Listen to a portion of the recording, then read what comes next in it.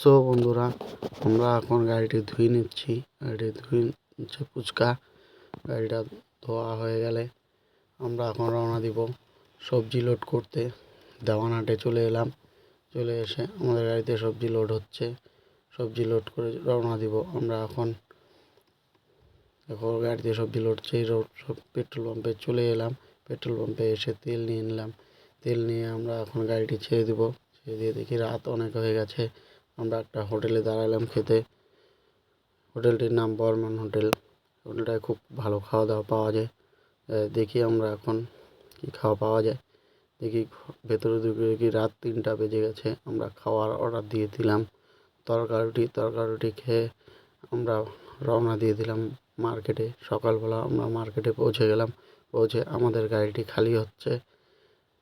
সকালবেলা গাড়িটি খালি হয়ে গেল। টাটা বাই বন্ধুরা, নেক্সট ভিডিওতে আবার দেখা হচ্ছে।